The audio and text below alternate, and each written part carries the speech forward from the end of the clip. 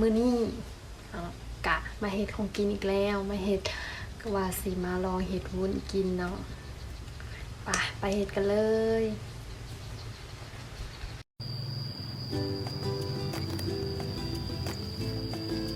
ตอนนี้เราเกียมน้ำเนาะ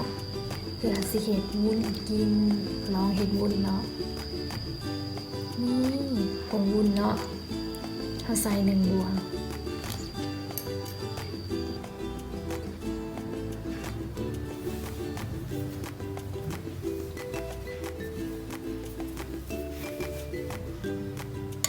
ใส่1 บวงแล้วก็โคลน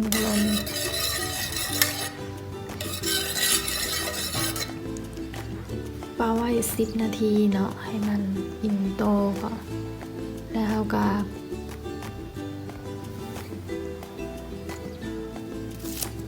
เอามาเฮ็ดหน้ากะทิต่อเลยเนาะ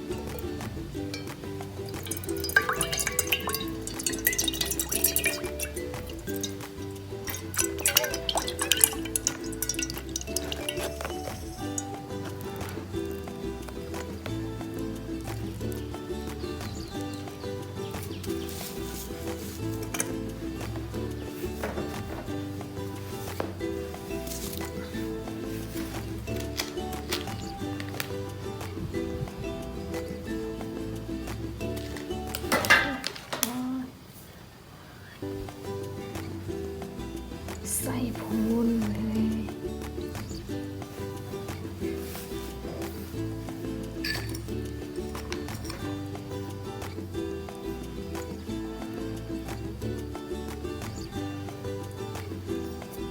เกลือแล้วก็ใส่น้ำตาล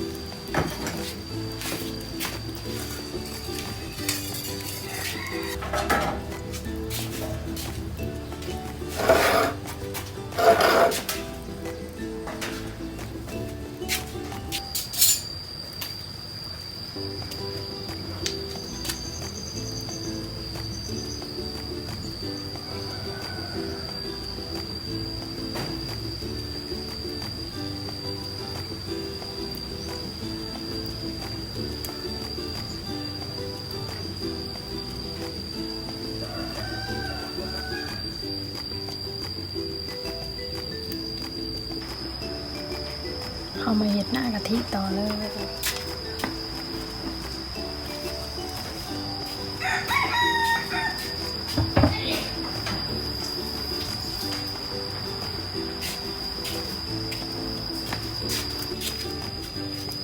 ถ้ามันผดเนาะ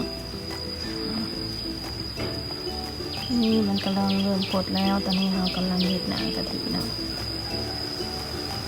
ตอนนี้เรากำลังเฮ็ดหน้าวุ้นเนาะมันกำลังเริ่มผดแล้ว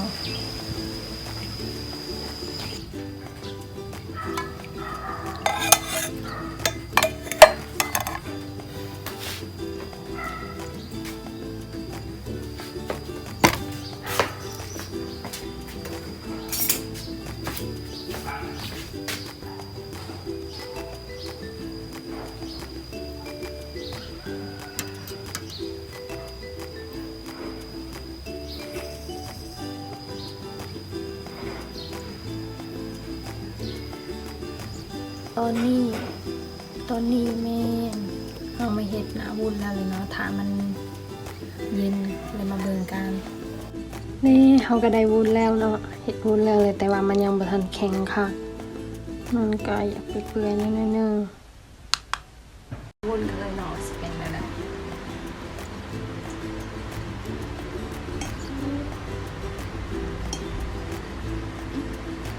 น ตาหักกะกินได้อยู่บ่หวานปานใดเนาะบ่หวานปานใดแต่ว่าบ่หวานแล้วกะมันมาเลย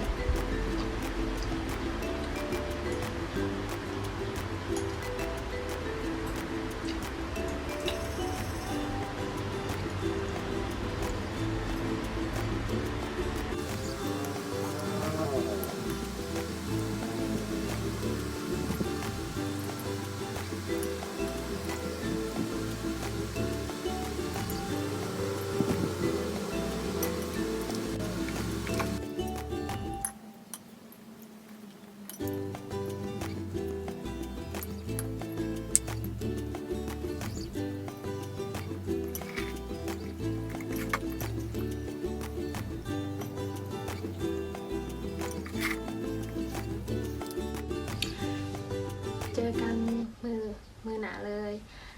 มือต่อไปเมนว่าสีเห็ดข้าวต้มเนาะข้าวต้มพัดไปอันนั้นเจอกันมือหนาเลย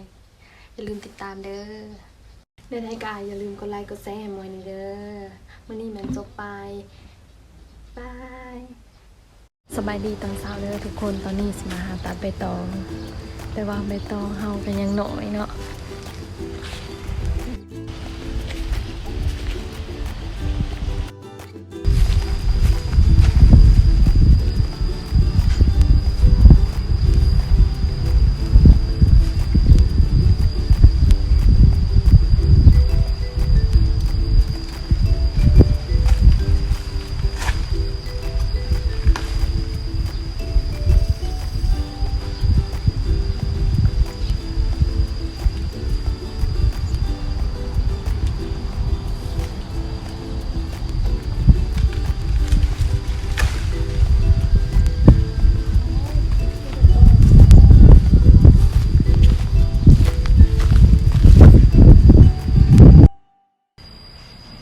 ตอนนี้เฮามาเกียมกล้วยก่อนเนาะสิห่อข้าวต้ม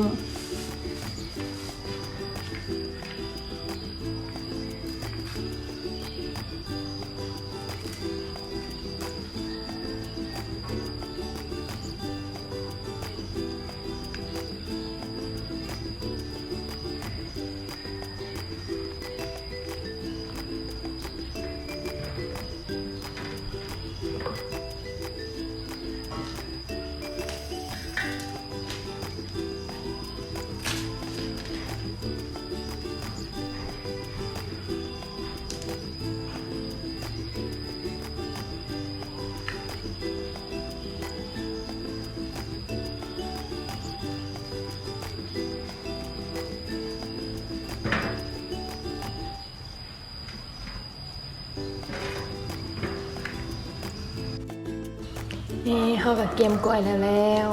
วันนี้เฮามาเกียมห่อกันเลย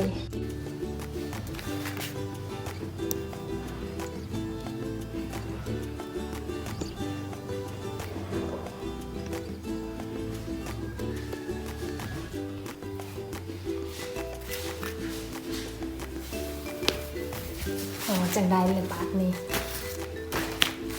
ไม่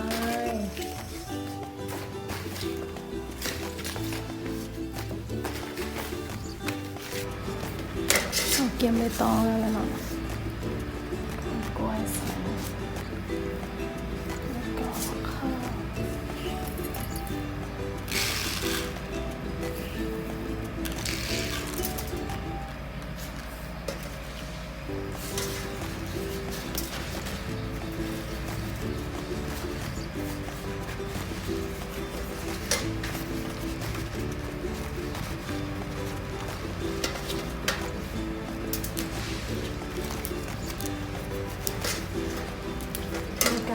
ครั้งแรกเลยโอ้ยสีหน้าตาแบบไป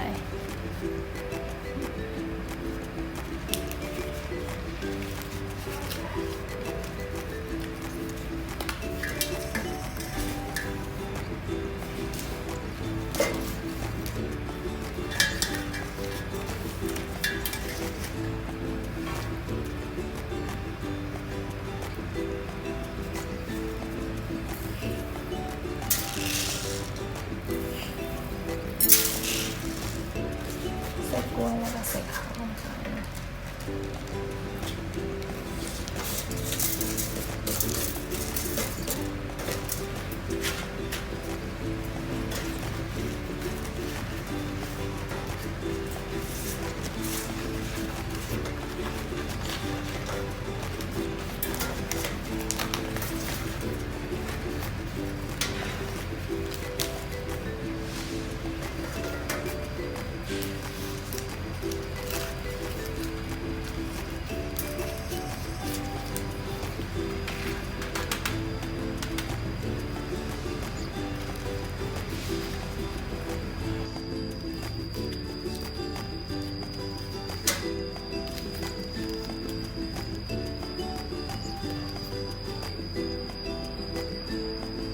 ไปต่อ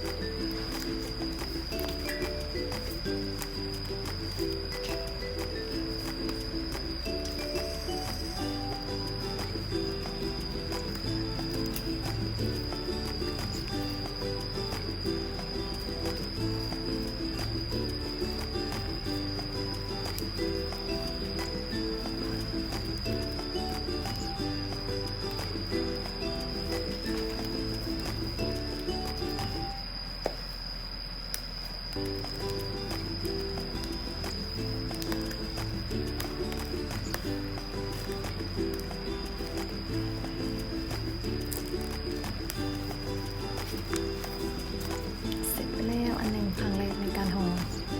ประมาณนี้แล้วครั้งแรกในการห่อกาทุลักทุเลในนั้น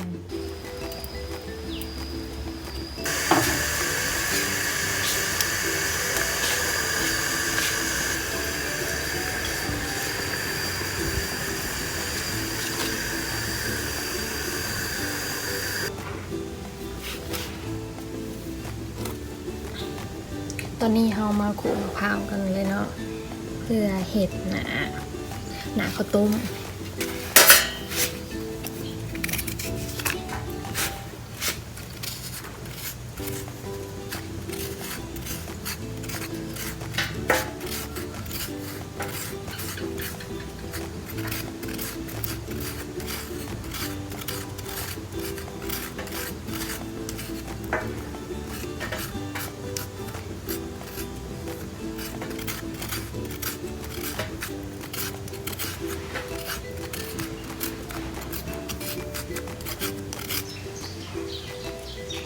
หนาข้าวต้มเฮาก็แล้วเลยเนาะหนาข้าวต้มแล้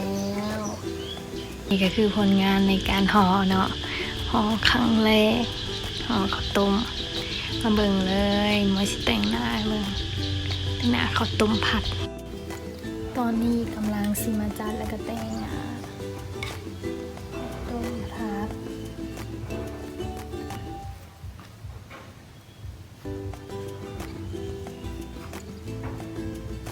เริ่มแต่งหน้ากันเล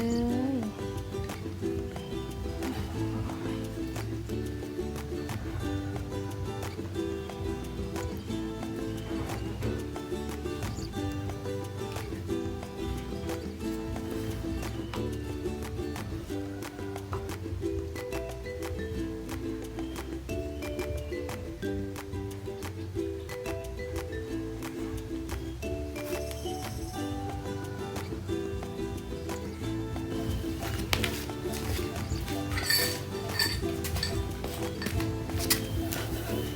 นี่ก็น้ำตาลเนาะแล้วก็งาให้มันหอม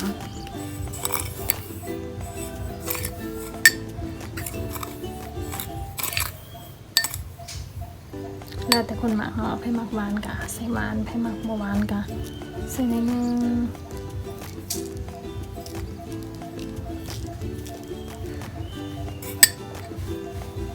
ตอนนี้เฮากะเห็นข้าวต้มผัดแล้ว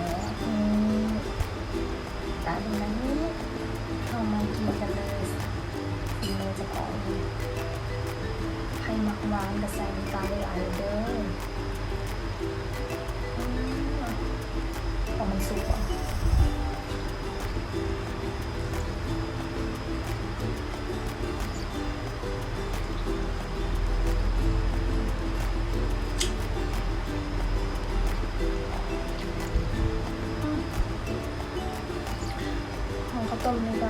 พอได้เนาะ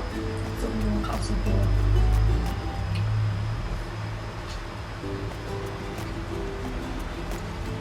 เขาใส่น้ำตาลบัวลายปัดได้ในการเล่นด้วยแล้วแต่คนมักเนาะ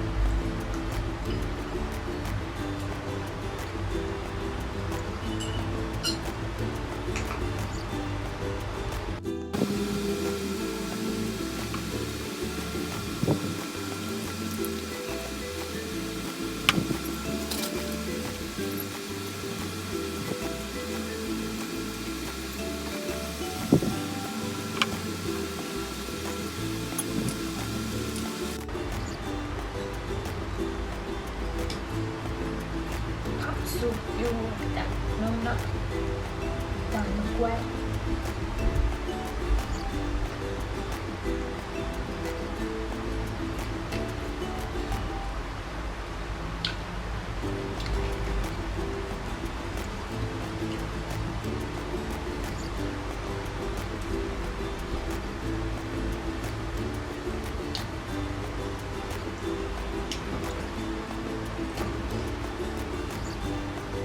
สุดท้ายแล้ว